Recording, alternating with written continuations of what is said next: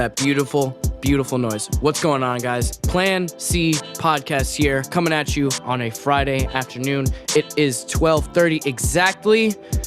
Today, we are going to talk about guilty pleasures, what ours are, what they could mean, and maybe if they affect us more than we think. We're also going to be talking about technology and how that might actually affect the world in the future. You know, just some fun stuff. You feel me? Some good Friday energy. Also, real quick, I want to plug our lovely sound producer, James. Nonilla on Instagram, Noneilla. He made this beat. It is his own. This is not a stock beat. It is fantastic. The moment I heard it, I said, James, we're going to need that one. Give him a follow. Check his music out on SoundCloud. Also, please. We are now on YouTube. This has been a long-ass intro, but let's get into the business, bro. Let's get it.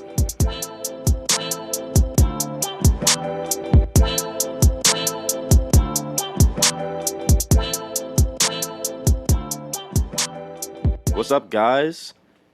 It is today, Friday, and we are actually a little bit under the weather, but we're doing fine. Oh, for sure. Yeah, I mean, it's that sick weather, bro. But the thing is, I'm not even that congested anymore. It's just all the leftover. Yeah, I feel you. It's that feeling in your chest. And I'm just hacking. Yeah. It's nasty. It's not fun. But, yeah, I mean, we've done some pretty heavy topics the past few weeks, so we kind of wanted to ease the vibes, a bit. Guilty pleasures. Yeah, man. So we all got them. Y'all got them. I'm sure if you guys have any, please send them to us. If they're funny, we'll definitely talk about them. And, yeah. So I actually looked up the definition of guilty pleasures. And from Oxford, it's a noun, something such as a movie, television program, or piece of music that one enjoys despite feeling that it is not generally held in high regard. So I think a guilty pleasure is more so something that you personally feel is like, ooh, this is my little thing. Nobody's going to know about it, but I really love doing it. Yeah, it's that. Yeah, I feel you. Yeah. So what are some of your guilty pleasures, Cameron? We're doing me first? I mean, Sure. Yeah, man. I mean, I think my biggest guilty pleasure would probably be K-dramas, for sure. You don't think K-dramas are held in high regard? Oh, definitely not.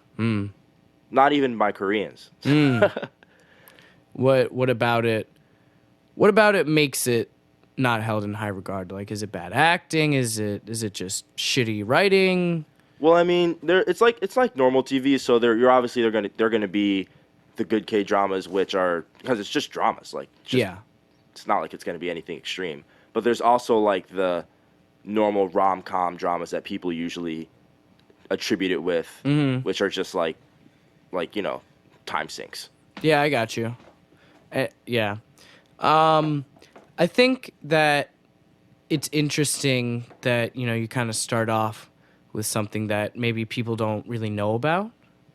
And I think that ignorance definitely feeds into like the, what is this? Oh, yeah, for thing. Sure. I definitely think especially since I watch a lot of foreign stuff, I'm raised on anime basically. Oh, you feel me? Oh, he is fancy. Yeah, but see that reaction? That's the shit, right? Because everyone's like, "Oh, you listen to something from a different country?" Yeah, no shit. We're in America. This is like an international. According to my Spotify 2019 Wrapped, I listened to artists from 31 different countries. That's pretty dope. I know, right? Respect on that. But a guilty pleasure of mine is I like to listen to Hamilton. And Hamilton is fucking awesome. It was great live. I cried in the theater. Fantastic story. But since it's Broadway, people are like, it's Broadway. But then you have the other side of it where because it's rapping, Broadway old heads, Broadway boomers. I like that term. Broadway boomers. Copyright that shit. They're like, it's rap, it's not theater. Oh yeah. Yeah. So you're definitely getting it from both sides on that one. No, it's true. And then you have the hip hop heads who are saying, yeah, "Yo, that ain't hip hop," which they got a point. it's theater tunes. Yeah. And in my opinion, it's both. And you know, I think that people, you know, because it's Broadway, people then view it with different lenses. Oh, for sure. And because, you know, it's not 50 Cent, it's not Ludacris, it's like Lin-Manuel Miranda, who wrote In the Heights. Thank you. It was on the tip of my tongue, I promise you. And I think that just kind of warps people's perception. Oh, for sure. I think it's like it definitely is about like the expectations that people have of this stuff, and the thing is, it's usually expectations that are unfounded. So there's no actual evidence to them existing. Yeah. But they're just like, oh, like this should be like this, and they kind of project that shit. I got you. May I? I'll go to this mic. So, Producer James is making a point. I have to, as the resident hip hop head, and here I'm gonna turn the mic this way. As the resident hip hop head and avid rap listener, and also what's the word? Dick. I All right, Richard. Thank you.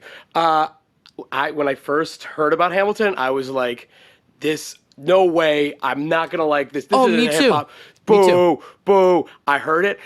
There's that song where he's like doing about his wife. I don't remember what it's called. You might, the one about Alexander Hamilton's rapping to his wife, and it's like very heartfelt, and Is it? It's one of the beginning songs. it's like in the middle. Well, there's a lot of them where he's rapping to his wife. But it's whatever. There's There's one of them in there, and I remember the first time I heard it, I was like, "You don't have to." No, cry, that man. joint- like you're cool, man. that or when shit he is dies. Spoiler alert. Oh wow. Wow, no one read a history textbook, bro. Okay. It's Oh, you're Aaron. right, He you're got right, shot. you're Like it's bruh. You're right. It's like the second or third thing you read on his Wikipedia page. It is a meme at this point. It is Yeah. kind of like the point of the. That was a fire last song though. Yes, Yo, it was. But also, that is I wanna listen to also my Hamilton guilty after this. pleasure. For sure. I second that. Yeah. Yeah, and it's also my guilty pleasure because I don't like telling it to people because most Hamilton fans are whack. Sorry, Yeah, it's they're- true. Yeah, most people. I know, think. that's like that might be like a theater type thing. Like sometimes when I'm in the theater, like I see some people that I'm like, oh, like you would definitely cross the street if you saw me like after Oh the show. yeah. You know what Yeah. I mean? Like your bow tie is a little too tight, bruh. Yeah. Tone it down. Fucking like Flanders came down from the Upper West Side. Don't try to make a rap musical, even though I know you got a tweet that says all Lil Wayne just talks about is money, bitches, and bling bling. I know you got that tweet, Trevor. Do not make a hip hop musical. All right. Yeah, actually, I saw the musical about the Temptations.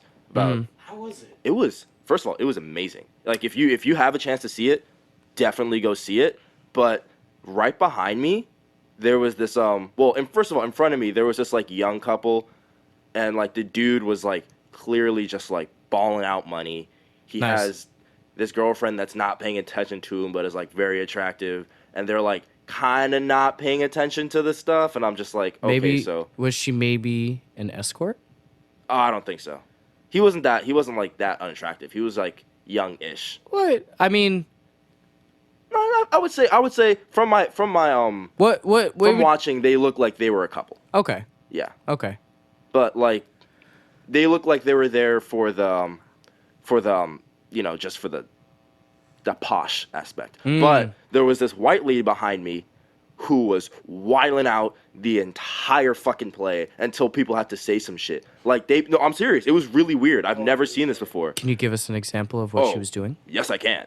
Like they'd be like singing a song, and then I just hear this white lady sing it, like yo, like what are you doing? Like Like it's she was acting like it was a like concert. a fucking concert. Oh. And I'm no, like, you can do that for Rock of Ages. You can't do that for the Temptations. And she's like clearly like between 40 and like 60, so you've had time no. to learn. No, Karen. Like really? And she's just yes, Yes. Like what? That's like, tough. like I don't know if she went to a black church before this and decided to bring that energy in there, but I was just turning around looking at her like, oh no. Like, first of all, me, one of the only black people in sight. Really? Yeah. That's just Broadway That's shit. Broadway. I would have been sure though that there was a bunch of like. That's just Broadway shit. 60-year-old people. No, I walked in the door and it was a blizzard, bro. For sure. And like, I would definitely say that is also a thing that kind of keeps people from theater because they're like non-diversity, even when the thing is like about black people. Yeah. It kind of gave me that auction vibe, you know, like, Yeah. Oh, but, yeah. you know, like when you're seeing it and you're just like all these like, they got the monocle and the shit, like, Wow, you saw a monocle? no, but okay. just yeah, I was gonna say that's crazy. yeah, just some Belvedere shit. Oh yeah, price Oh, point. yeah. Oh Jesus, Broadway's expensive. I didn't pay for those tickets. No, like, Yeah, I don't know if I've ever paid for a Broadway ticket myself. Segue, kind of music, hip hop. Yeah. Would you say for you that Kanye West is a guilty pleasure Oh, that's a good question. because of new Kanye? Honestly, no, because he's such an icon that it doesn't really matter. I think it's kind of like, I'll do you one better. What about Drake? I would say Drake is a better example because I think more people dislike Drake than people dislike Kanye because Kanye is just like, if I don't know about kinda that. dislike Yeah. him, man, like- no, I know, but people look at Kanye like a god. Like they do. They do. But I think the difference is that like Kanye came because people look at him like a god. The hate for Kanye also is like the hate for the fans. Almost. Oh, yeah. Yeah, while Drake feels like people hate him because he's successful, to be honest. Yeah, I don't think that's really a guilty pleasure. I think listening to somebody like Lil Pump, sorry. I think people who like are aware of what good music is and they listen to Lil Pump, like I think they're, you know. I'm just saying it's like a perception thing. Like if you thought like, oh, like because you don't like new Kanye or whatever, that listening to old Kanye, you're kind of like supporting the brand, so you can't really say like, oh, I'm a Kanye fan because you're not a got current you. Kanye fan. So, you know, could be. Yeah. Another guilty pleasure of yours, Cameron. What do we have? Oh, you know what? I'm actually going to expose him here. Yeah. So, in my lifetime,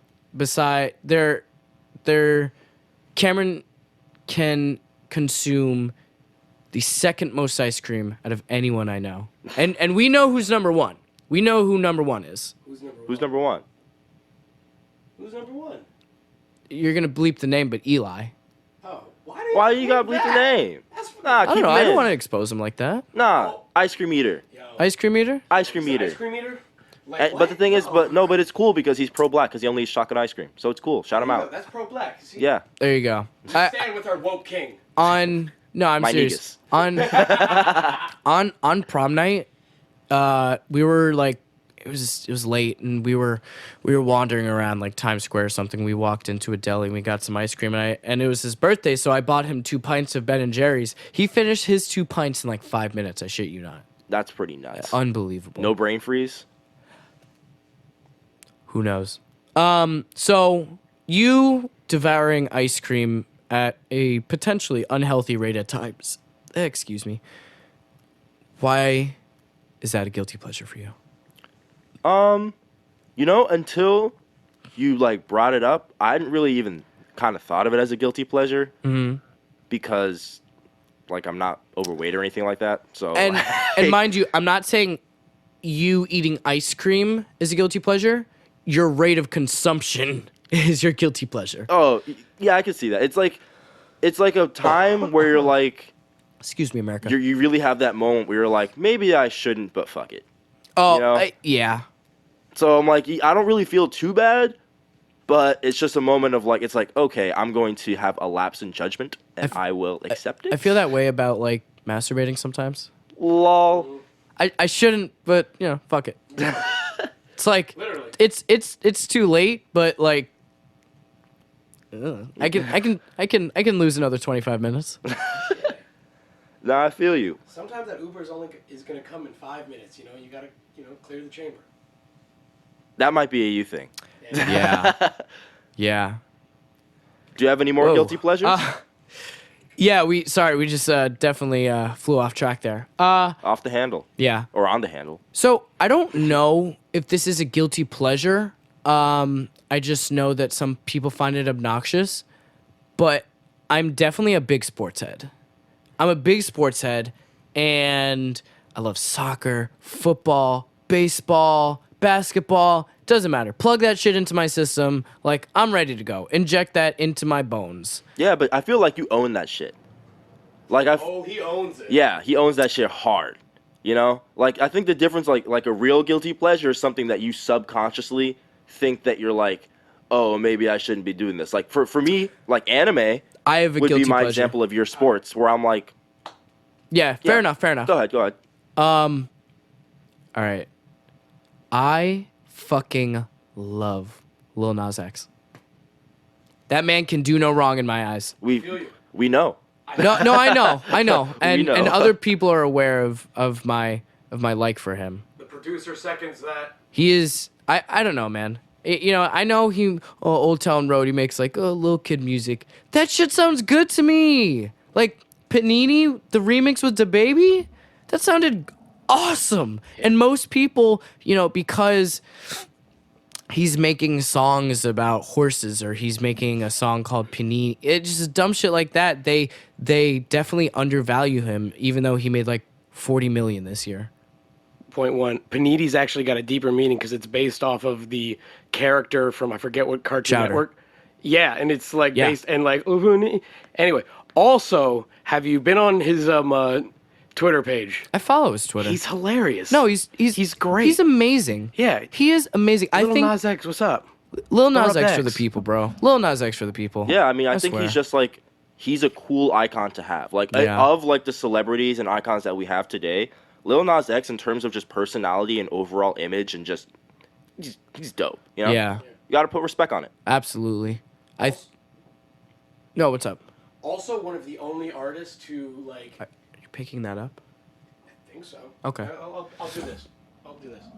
Also, one of the only artists in recent memory who was like a one-hit wonder, and then like actually had a bit of a run Yeah, he after that, he dropped his EP. and His is EP was probably good. going to stick around. Oh, yeah. because people are actually like, oh, He's talented. He's actually talented, but also to be fair, like. Industry secret, he already had backing before that. He had like the same lawyer, like he had like a big music industry lawyer, which is probably also why he's gonna do good. But he's the only one who successfully unpigeonholed himself in recent memory. So Little Nas X squad.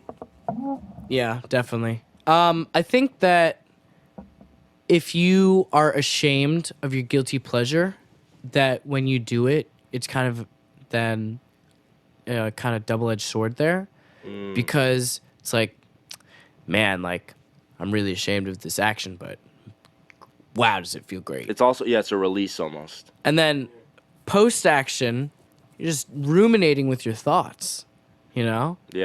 It's- I've actually learned that I don't really have too many guilty pleasures in terms of the way I see them, because like I realize like, fuck what people think, Yeah. you know? yeah. I don't give a shit. No, I honestly like same thing for me a little bit. But there are definitely some things that I wouldn't share about my life with some people, just in terms of my likes. Well, I don't know.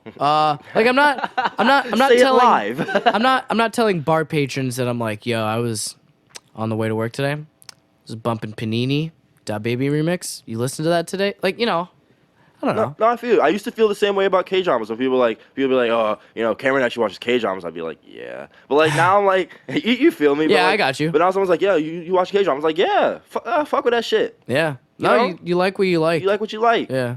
Our response has always been like, yeah, let's spin it around. This mic is getting its money worth. I just wanted to add on to what you're saying is like, I don't have any guilty pleasures. Like now that I'm really thinking about it, Yes, you do. I have pleasures that I feel guilty doing after. There you go. That's different though. Like I don't like take like, I don't feel like, oh, I shouldn't be But doing is that this. a guilty pleasure then? That's your. I don't think so. I don't think so because like also what my guilty pleasures are dependent on how hard they go. Like with drinking, it's like if I stay out, drinking isn't a guilty pleasure because everybody fucking drinks. yeah, everybody drinks. Not everyone drinks. I drink. You know what I mean? Like that's like something I really enjoy doing, but it's only a guilty pleasure when it goes like bad. Yeah. You know what I'm saying? Yeah. And to keep it on the lighter side, like at any of the shows I watch, like I really like the show Blue Bloods, like the show about like the cop family, the Irish cop family. I don't even know what that is. It's on CBS. It's super like old white guy. But it's like Jimmy, you got to come home. I love it. Like I love that show. It's really fun to watch. And like Lucifer also Lucifer is fire. Lucifer is Hold fire, up. right? It's fucking fire. Yes. Hold up. Don't even get me in my Lucifer Yes. bag, my nigga. Oh no. That show is Gossip Girl. lit. Like Oh, I got you on that one. yeah, I'm like like when I'm talking to people, I'm like, yo, you check out Lucifer. Only girls usually know what it means. But I'm like, that shit hits, and they're like, yes, it does. Yes, it does. I don't feel bad about that shit. That shit is funny. That shit is also deep as fuck. Deep as fuck. The character development in that show is fucking wild. What, the devil develops? Yeah. Yeah. You like- yeah. He A grows lot. back his it's like it's Yo, don't spoil it. Don't spoil it. Sorry, Don't sorry, spoil it. Let him- You're gonna have to beep that out. Yeah, you're gonna have to beat that out. This is a no spoiler session. If you haven't seen Lucifer, go watch it. That shit was just spoiled for me. Well, nah. It's not, well, you It's don't know the so you don't know the nuts when you context see it. behind it. You don't know the Also, context are you behind really gonna watch Lucifer? Yeah, I gotta watch Euphoria first. it. You got a lot. You got to watch a lot of shit. I did watch The Mandalorian last night after y'all left. I'm not gonna lie. It was a good episode. Not a great episode. Good episode. Last guilty pleasure for me Yeah. would be some video games. I've realized I kind of find as guilty pleasures, and it's not because I see video games as a guilty pleasure, because it's just a hobby for me. Oh, yeah. And honestly, if I'm playing with people and I'm busting ass, that shit is cathartic. But like certain Dunking on other people while not seeing Smash their Bros. faces. For anyone that wants a hand in Smash Bros, any day, Come to Studio 66. come to studio, run that shit. Yeah. If you're not a tournament player, I will destroy you. Yeah. And it'll That's a be threat. funny. But certain games, I might destroy you. that's also possible.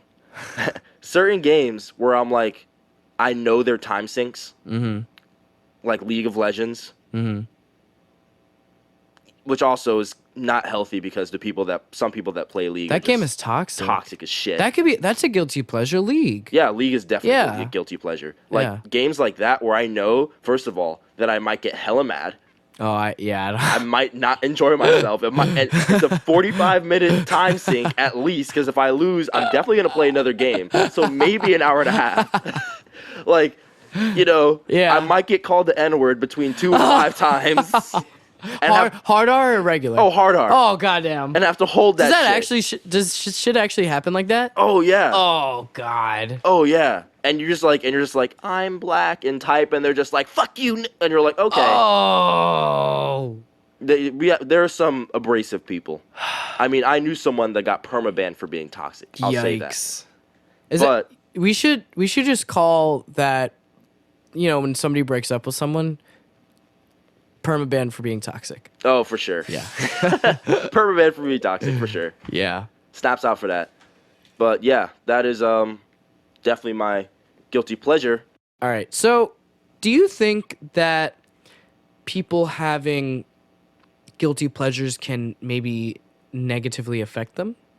I would definitely say yes. Okay. I would say it because it kind of can affect your self-image. If you're kind of thinking that what you're doing, you shouldn't be doing it. It's kind of like church girls in like middle America who have never talked about sex, and they're just like, "Ooh, I got this magazine." It's like, but like that actually will affect them later in life about how they view sex and stuff like that. Like Totally. would be like a perfect example. That's their first introduction. Exactly. Yeah. But also that could be things that you That's you definitely a guilty internalize. pleasure. You internalize your guilty pleasures. Yeah. But also I think it can be self-perpetuating Hmm. because of the release you get when you watch the guilty pleasure can definitely be kind of addicting. That nice catharsis. Yeah, just that feeling you get, like, because the more that you stop yourself from doing something, the more when you do it, you'll feel like that release. Yeah. And that's just with stuff in general. Yeah. No. So what do you think about it? So I think that if it's something that somebody can kind of cope with the idea of it, I think that that's a lot better for somebody's psyche than if it's something where it's like, oh man, like if it's something that is literally not healthy for whether it's physically, mentally, whatever. You know, I think that people can sometimes get into some habits or things that, you know, start as guilty pleasures but then turn into something else. And I think at that level, it's, you know, it's a bad thing. Yeah, I would for sure also say one thing that I've also been realizing about this conversation is that a lot of guilty pleasures are guilty pleasures because people are fucking assholes. Oh, You know what I mean? Yeah. And it's because of it's other society. people. Yeah, but Yeah. I mean, just like in terms of if there's a Societal time norms, baby. when you're going to judge someone based off something they like, don't fucking do it. Yeah. Or you're gonna make like, even if you're gonna make a joke at someone's expense about something they like, okay, it's funny, but you could also just not.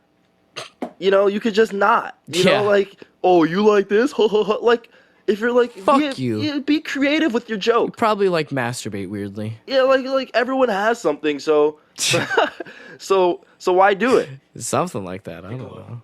You know, like sometimes I'm just thinking, like I hear a joke like that, I'm like, first of all, like you know the long-term effects it could have on somebody, and you know that it's really just for that moment of like gaining social cachet in your situation where you're like, oh, I'm gonna make a joke in front of people. Is yeah, but like, you know, don't.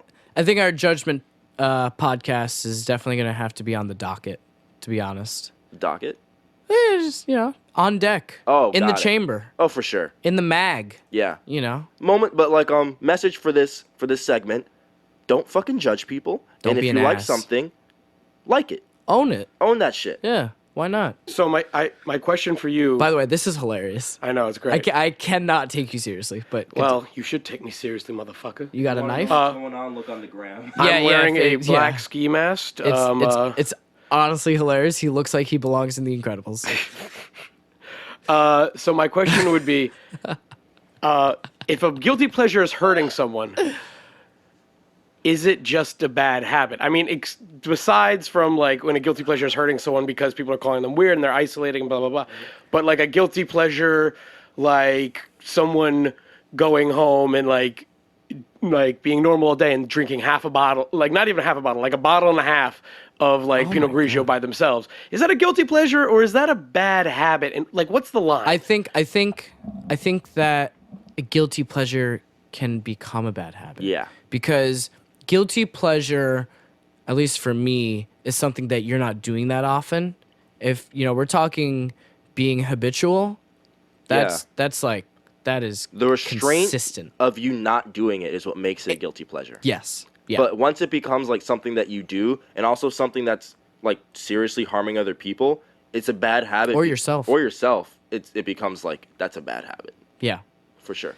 All right. So we're going to take a quick break, do some ads.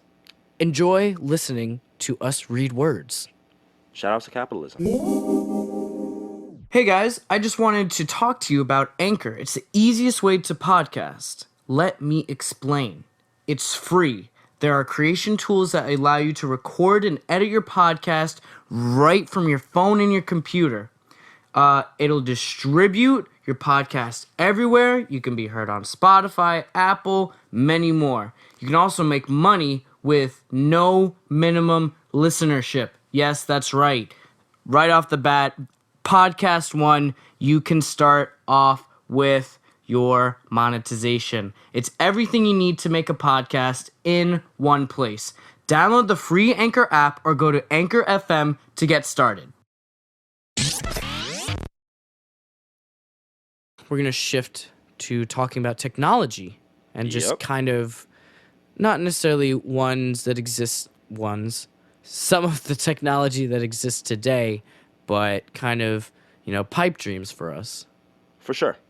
So, Colin, what are some of those pipe dreams that you have?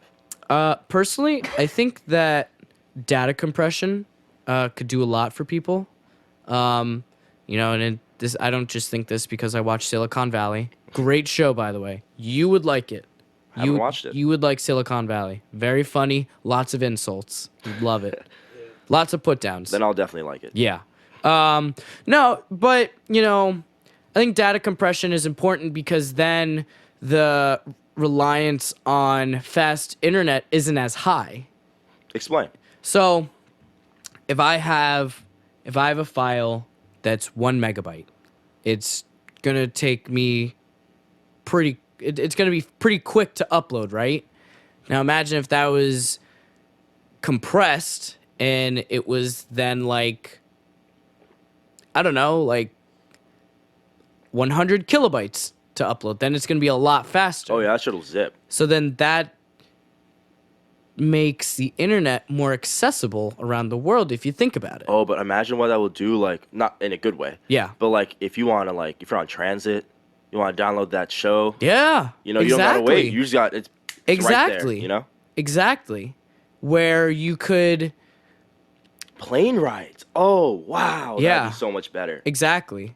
Because then everything is then faster.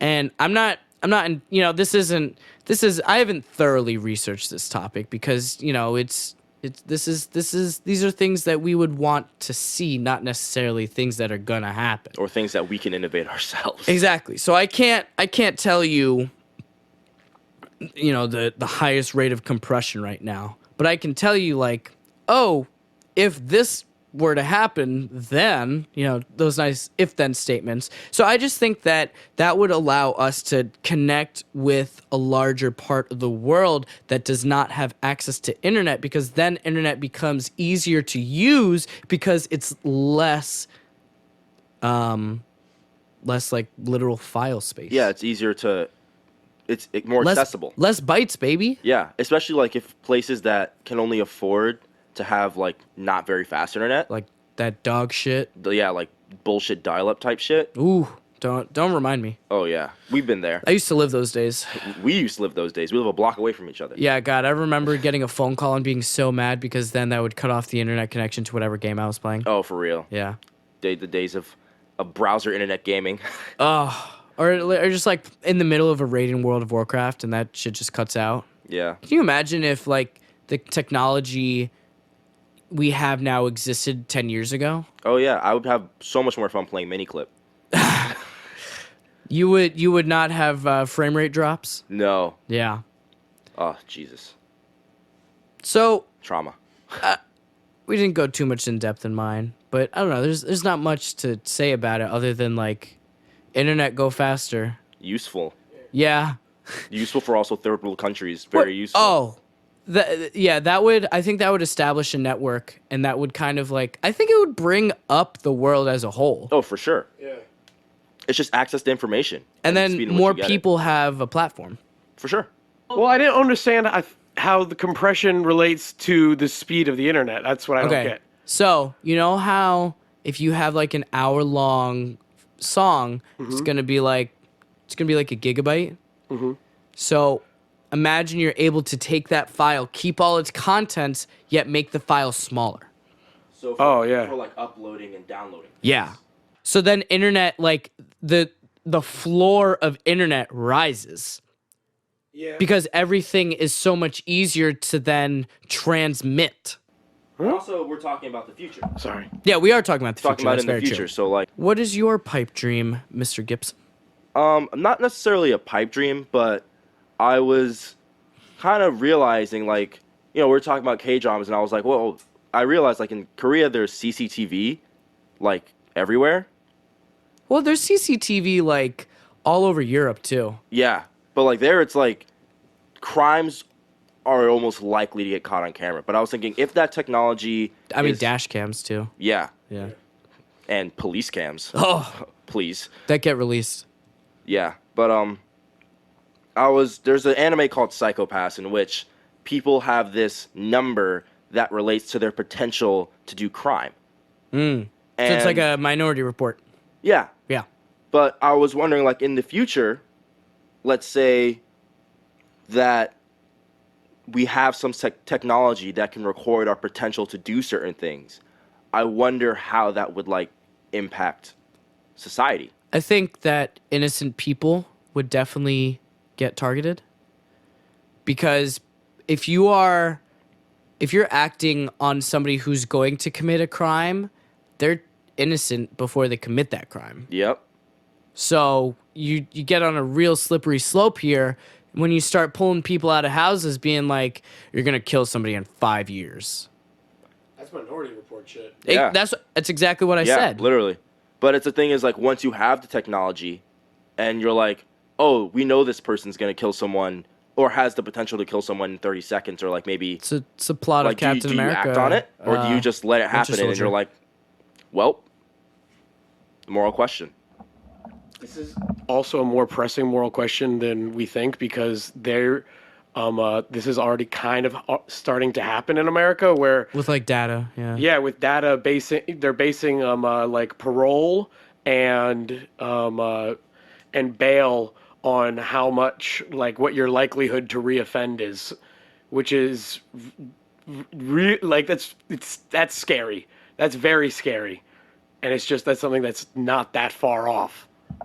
Also, following up on that, a lot of people don't know. I'm about to get back into my research bag about how people don't research enough shit, right? So, stop and frisk is entirely based off the potential of crime, right? It's literally And racism. Well, let me get into that, because a lot of people Bloomberg's running for president, this, that, and the third, and I was talking to my dad about this, and my dad actually used to work in the mayor's office with Bloomberg. I don't know if that's like an exposure or something like that. But That's not an exposed thing. yeah, That's you just a probably fact. couldn't find him. But yeah, and he was telling me about how they really came up with stop and frisk and how it was implemented.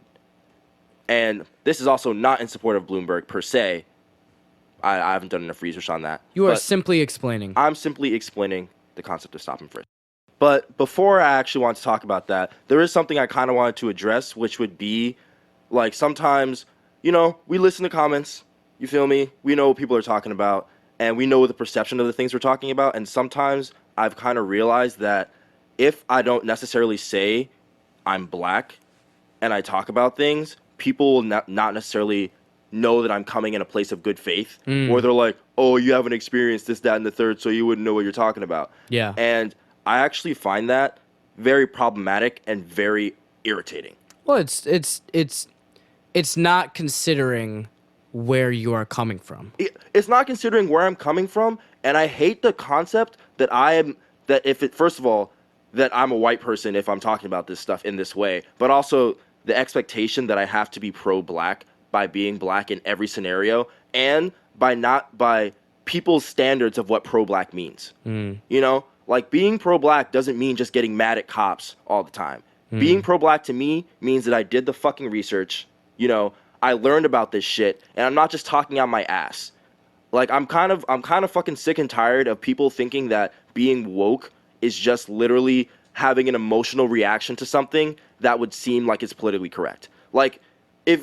So just saying, like, if you're gonna like come at the podcast or something like that because you're like, oh, you guys aren't taking into account the anecdotes are real, shut the fuck up, all right? And if you do come out the podcast, please make it as public as possible. We want more listeners. Oh yeah, for sure. We form like Voltron. I will take your comment and I will rip you to shreds live. Don't debate this, man. Like, it'll happen because Smooth brain! Because I've been through this. I go to art school. I know what people are like. I'm trying to talk about the issue from an objective standpoint, so we can actually get somewhere. I'm not here for a pity party. You feel me? So back to the topic of stop and frisk. So stop and frisk Related to your technology. Related to technology in a way, but stop and frisk. You know that stop and frisk was put in place because in low-income neighborhood there was a lot of violence in New York. We've seen it in our neighborhood. We know what it was like. But when people think of stop and frisk, people are like, oh, like, we know who it's targeting. Yeah. So when you think like, oh, black people are being targeted by stop and frisk, where did you think it was going to be? Do you think they were going to the Upper East Side looking for guns? Like, honestly, like, let's logically Park think this Ave, through. baby. Yeah, like, oh, Lexington, mad guns on 3rd Ave. Like, chill, right? But not only that, but so the plan was put in place because there was a gun problem, right? Because that's a problem. So they go, okay, so what do we do? If we're trying to get guns out of people's hands, we put cops in places where it's likely that people will have guns, and then you would stop and frisk those people in the area, because if they know that cops are there, they'll be less likely to carry guns outside. That's a concept. And guess what? It worked. Crime went down in New York.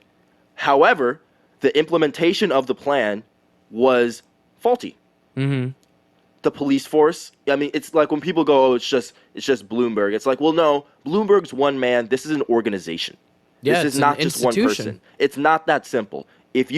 I'll say this. If you think the simple answer to a problem, if you have like, oh, it's like stop and frisk is racist, that's a tagline. If your opinion is something that simple, that's not the answer, because none of these issues are simple. Well, Ooh, wow, that was really great. I liked that. Do I even want to? Oh yeah, finish your thing. Yeah, but so stop and frisk was in those areas because that's where the problem was. And we know that it helped, but we know that a lot of people suffered for it. And that's not to say, so when we think of the situation and you go, stop and frisk is racist, we knew it was actually to help people in minority communities. Because if you think of it, right, would you rather be frisked or fucking shot? Now, the police can shoot you as well, which is a problem. And I'm not going to dismiss people's, I live here. I've been stopped by the police. I've had some very scary experiences with the police. And we do know that especially black people's relationship with the police is not the best. And any involvement that involve the police and minorities is going to be a tense situation. Like, I've been squatted up on for jumping a turnstile when I'm 13 in a situation where they were basically just profiting off low-income kids not having Metro cards past a certain time. Like, I know this shit can be sus. But when we think of scenarios like this, we definitely need to look at them from a more objective standpoint. And so when I heard, like, someone's like, oh, Michael Bloomberg might be a good presidential candidate, and they're like, oh, no, he's racist. And I'm like, you dumb motherfucker, all right? So I'm going to come in hard on this, right? Because this program, first of all, it worked. So which means there's less crime in New York, which people for some reason forget. But there was the aspect of the police force being fucked, which people don't even talk about, right? So the actual issues with the police force, that's not talked about, and all of a sudden, Bloomberg's run for president, and the problem is that he's racist. Why would this program, as I've explained it to you now, stop him from being a good president? Think about that. It has nothing to do with it. I stand by the fact that I think he would be a good president. I mean, like, it has nothing to do with it. And he has other problems. He has other problems, being that especially he's a rich nigga. He's a billionaire. He's part of that quo. I mean, he's in the 0.01%. But he's also in support of people also in the 0.1%. Also owns, a media empire. Yep. He also sold out downtown Brooklyn for redevelopment and rezoned everything for his cronies, for him and profited off of that while he was in office. Okay, but real quick. That's a big negative, bro. No, I know. Real quick, though. Downtown Brooklyn was a shithole. Nobody was down there. And now it's bringing in money. It's all about values, because there are a lot of people that did have to relocate. Some neighborhoods now in Brooklyn that's very true are now as well. Not just like you can't live there. Yeah. Of course, when people think of gentrification and something, they're like, oh, you're displacing populations. This is not something that's new, and we all know when your rent gets too high, what do? You fucking move. Yeah. That's life. Like, you can't expect people, or especially rich people, like, because if we're being honest, who has the power in the situation is people with money. You can't expect, like, do we have the fantasy of expectation that they're going to be like, oh, well, I know it's an inconvenience for you to move, but so we won't make this like millions of dollars. Like it's not going to happen. Right. Yeah. But do you mind? No. But the problem with the downtown Brooklyn thing is that I'm talking about Fulton Mall area specifically. Like it may remember when we were growing up, it was much different from what it was now. It was a lot more seedy, a lot more dangerous. But at the same time, the amount of businesses that were owned by people who live in Brooklyn and who are middle class to upper middle class, or people like that, like actually, like are part of regular people, like own businesses there, were bought out and forced to leave. Not even like bought out. They were just, their rents were hiked up. Yeah. Like, you know what I mean? Like that's, like he cleaned it up. Great. It's cleaner now. But he had to, his version of cleaning it all up also meant just being like, here, you want a Gap? You want a Century 21? You want like this? Like a big, he sold, like, you know what I mean? He took people's livelihoods away from them. When I'm referring to downtown Brooklyn, I more meant Dumbo and By the Water, where where there was literally nothing. Yeah. And like, you didn't go down there. You did not. Yeah. And now it's fucking beautiful. Yeah, I mean, we know that Bloomberg's main purpose would be to make money. That's his thing in terms of like when his general goals. You think that would be his goal as the president of the United States? I wouldn't say that's his goal as the president of the United States, but that's his mindset. That's a capitalist mindset. Sometimes capitalism doesn't support small businesses in that way. Yeah. That wasn't the most profitable decision. Now that we have this context, you can think about what's good or bad. Because again, we're not supporting or not supporting Bloomberg in this instant. But I think it's important to have an actual knowledge of these candidates before you just write someone off because stop and frisk was racist. Like, really? Is that how far we've fallen in terms of like our knowledge of issues? We lived through stop and frisk, and people we know have no fucking clue about it. No fucking clue. And it makes me mad because the people that don't know shit are always the fucking loudest. Yeah. Always the fucking loudest.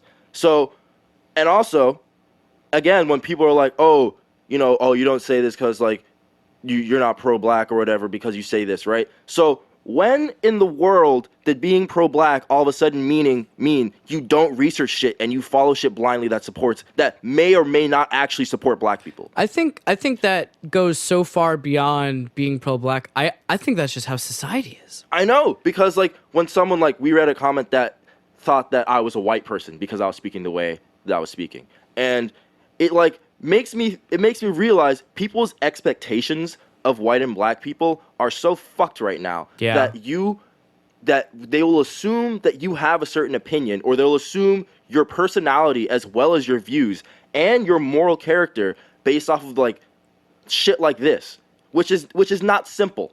Mm-hmm. You know, it really gets under my skin. Can I ask you a question? Yo, go ahead. Quick.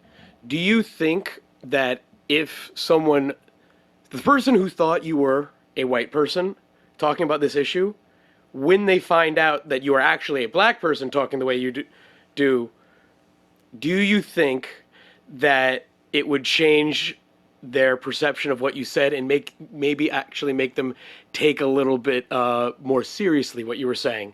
And any feelings you have about that? Oh, abso-fucking-lutely. And the problem, and it makes me, that in itself makes me upset, because if I didn't say I was a white person and I was saying what I was saying now, I'm sure a lot of people would be fucking ass pained. And it's unfortunate because that means that people don't care about the ideas and they're more obsessed with the identity than the actual words that are coming out. Yeah, it's like when you talked about how people are during the what was that, affirmative action podcast, you talked about how it's all team, like it's just for my team, like, you know what I mean? Like the Indian and South Asian community doesn't care about, like may not necessarily care about that they're screwing over other minorities. They don't care about black people. We know that shit. And sometimes black people don't care about other groups of people. That's how it is. It's about advancing them, in a certain sense. You know what I mean? Well, it's like you wouldn't expect a feminist to care about men's rights. That's the shit. And but it does make me upset that sometimes I feel like we can't actually discuss issues and that people's focus aren't on the actual issues and data.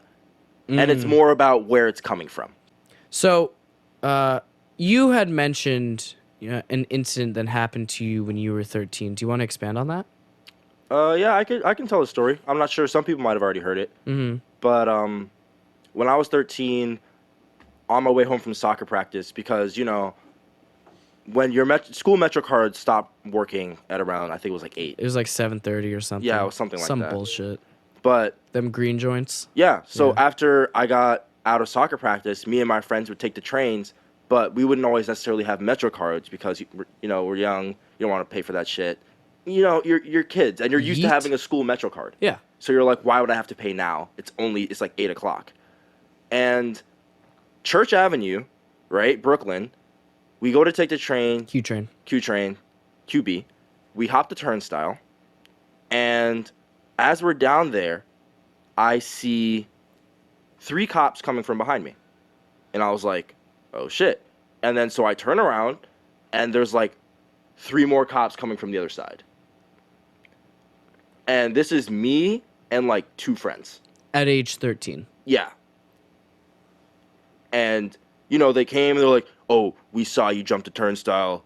Oh, blah, blah, blah, blah. Where's your ID? How old are you? And I realized that, first of all, they were hiding. So, Oh, yeah. So I see they're- hiding. Love that shit. behind cars and shit, and they know that they're near the soccer fields where kids come home to play from soccer. So this is on purpose. Like, Yeah. I was like, oh shit, It's a trap. I'm the target demographic here. And they're looking to fill quotas, Yeah. So I got squatted on. They're like, oh, how old are you? And I was like, I think I was 14. And I lied and I said I was 13. They're like, where's your ID? I was like, oh, I don't have it on me. I'm just coming from practice. And because I didn't have any identification or anything like that. 13-year-olds shouldn't be expected to carry IDs, but continue. Yeah, but because I didn't have identification, they let me go. But if I did have identification or if I was over a certain age, Ticket. they would have definitely fucking taken my name down or taken me in. Or give you a ticket. For a Give me- TOS? Yeah, for jumping turnstile. Yeah, they wouldn't take you in, but they just give you a They TOS. My give you a friend, my ticket. friend got sent to the precinct for jumping turnstile. Really? Yeah. Wow. Did Avenue he have, M. like a warrant or something? Nope. That's so weird. Yeah. Did he have ID on him? Yes. And That's weird. but this is how you know this is how you knew I would get arrested. My friend that got arrested was white, and he still got sent to the precinct. So That's so weird. I'm sure it's like a quota thing. Strange times. Yeah, but that's my personal experience. In case anyone's like, oh, like you never even dealt with stuff like this. Like, no, I've been there. I'm just thinking about this shit objectively. But one thing I did want to mention before we kind of get back on topic, because we're pretty far off topic. Yeah, we have fallen down the rabbit hole. But I feel like this is important. We are in not Wonderland. But when I think of things like this, when I'm learning about stuff like this and I'm crafting opinions, my brain kind of makes a framework. It's like you have all this information.